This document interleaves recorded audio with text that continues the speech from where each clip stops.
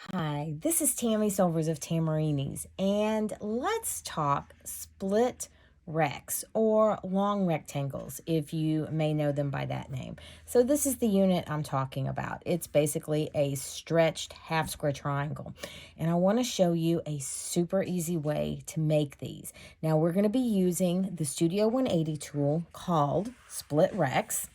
We are going to start with strips. And if you're curious about what size strip do I start with, well, the tool is going to tell you what size strip you need to start with based on what size unit you're going to end with.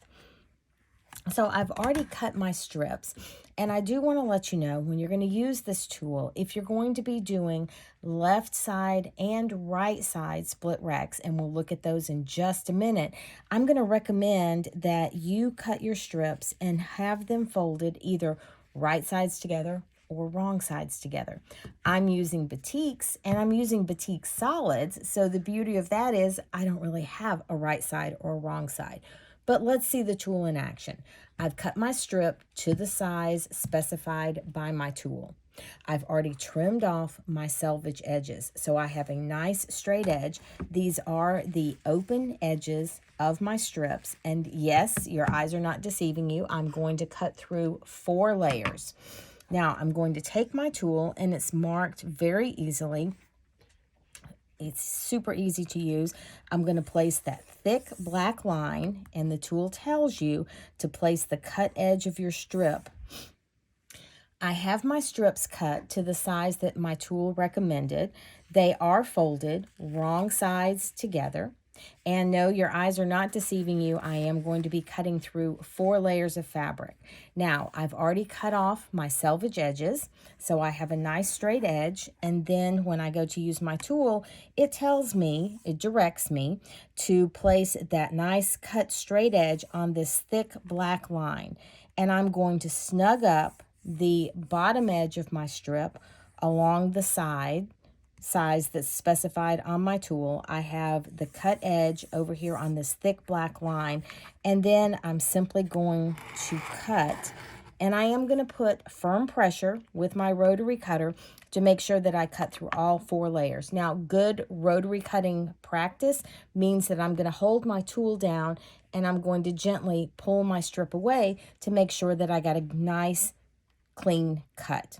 Okay, so that's super great and easy. What about this angle now? Because I want to keep cutting on my strip. No worries. We are going to rotate our tool 90 degrees, and there's a little line down here that says second trim. And we're going to snug that little line up on the bottom edge of our strip, and we're going to take that angle and line it up with the cut that we just made, and then we're just going to repeat the process. And so I'm going to end up with units that look like this. Because I cut them with wrong sides together, or you could cut with right sides together, I'm going to have mirror image units. Why is this important? Well, let's look at it. If I want to make a unit that angles from the bottom left to the top right, then I'm going to need that right side up, and I'm going to place its companion unit just like that. Okay, if I want a unit that slants from the bottom left, scoop this over just a little bit for you. There you go. If I want my unit to slant from the bottom left to the top right, and then have its companion unit do the exact same, then I need to cut my fabric either right sides together or wrong sides together, and that's going to give me the ability to do that. Now, again, if you're working with solids, if you're working with shot cottons, if you're working with mini batiks that don't have a right side or a wrong side, that's going to be less of an issue for you. When you go to make your units, pay careful attention to the pattern that you're following. And my biggest recommendation is lay these units out. Make sure, do I have them angling the correct way? Is my color placement correct? So that you get your units either angling from bottom right to top left or from bottom left to top right. Now, we're going to sew these together. When you go to sew these together, super easy. We do have a blunt end and we have a pointed end. And you're going to place these. You don't have to center it. You don't have to do any eyeballing. We are placing these units tip to tip. So that pointed tip is going right there against the tip of that blunt end. And then we're doing the exact same on the opposite side. And we're going to sew along this edge with a 1/4 inch seam allowance. Now, once we've done that, these units, like many Studio 180 units, are oversized. And we're going to be able to trim them down, again, using the same tool that we cut with, but this time we're using the other side of the tool. Don't be alarmed by the little bubbles you see. I put a coating on the top of the ruler to minimize the glare that you're going to get from the lights. All right, so let's look at how this trim happens. We're going to take that diagonal line that we have and we're going to place it along the diagonal line on the tool. So we're going to line up that diagonal line. And again, based on the size that you want to trim your unit down, this is going to control how much you trim off. So I've lined up that diagonal line with my seam line.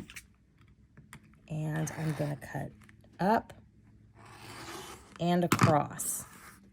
And again, making sure that I get a good trim before I move my tool. Now I'm going to rotate that trimmed unit. I've trimmed on this particular unit because I'm right-handed. I've trimmed the right side and I've trimmed the top. I'm going to rotate it 90 degrees. I'm trimming this particular unit down to 3 by 5.5, sorry. So I'm going to line up the edge that I just trimmed along that 5.5 line. I'm going to line up the top edge that I trimmed along the 3 line, and my angle is laying right there on top of my seam line.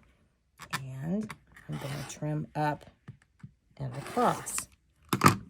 All right, now you may remember, got a little dog ear there, got to trim it off. Doesn't want to go, does it? There we go. So this is my unit that angled from bottom right to top left. All right, so watch what happens with my unit that angles from bottom left to top right. When I lay it under my tool,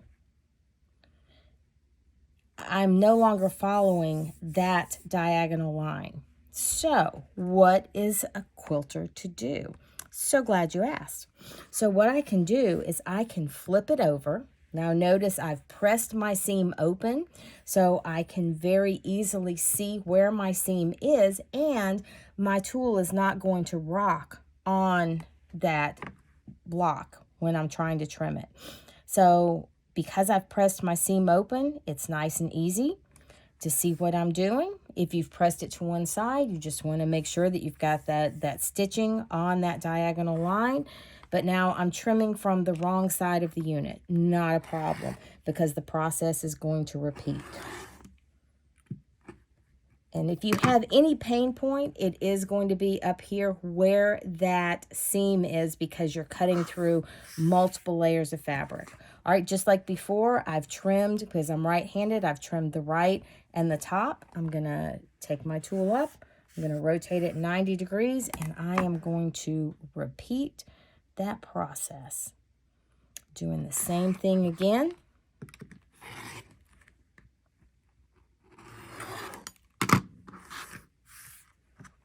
And now I have mirror units. So that's the Split Rex tool. It makes making these long rectangles, split rectangles, long half square triangles, however you want to think about the unit, it makes it super easy to make and very, very accurate.